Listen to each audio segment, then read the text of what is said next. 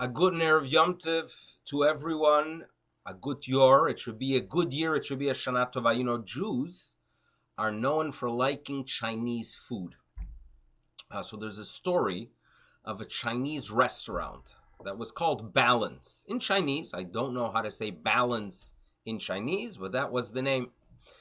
And someone asked the owner, why did you call your Chinese restaurant Balance? I mean, it should be, the taste of Beijing or the taste of Shanghai.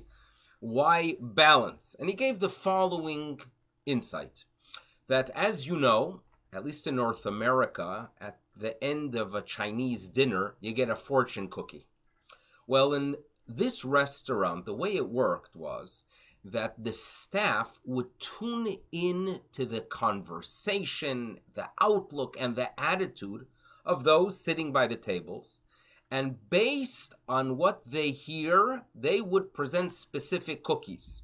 In other words, if someone would walk in and they had this attitude that life is great and everything's good and there are no problems, so the cookies designated for them, the fortune cookies, would have in them a small note, beware of problems that might develop in the future.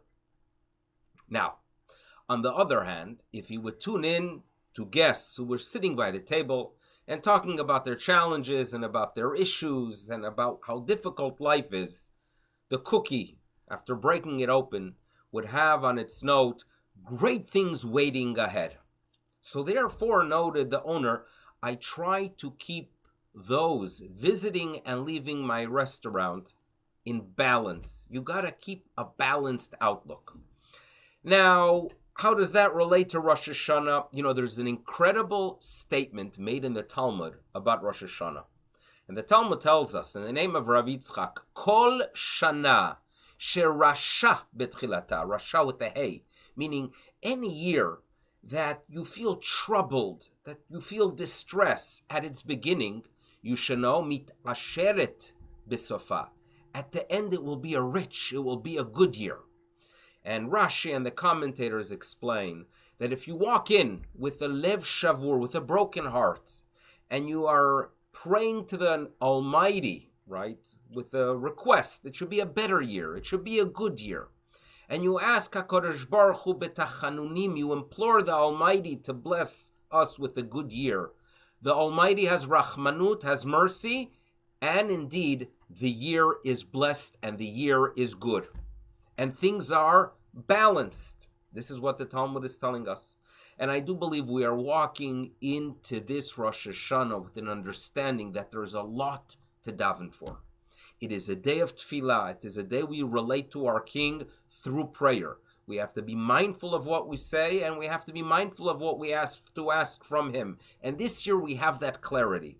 We walk in as a rush, as a poor person. We have great needs.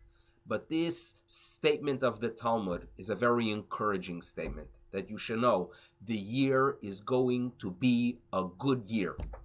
A good year is waiting for us. This is something we should be mindful of. We should take it with us and hopefully uplift our spirits, because the balance we need now is an uplifting season and an uplifting year. And that's what is going to be. It is an opportunity to wish everyone a good gebencht yor, a shana tova, ksivach sima tova. We should merit that HaKadosh Baruch Hu should tune into our prayers, the prayers that are coming from a heart that senses that there is a lot indeed we need, and it should be a magnificent, meaningful high holiday season and a shana tova. All the best. Bye-bye.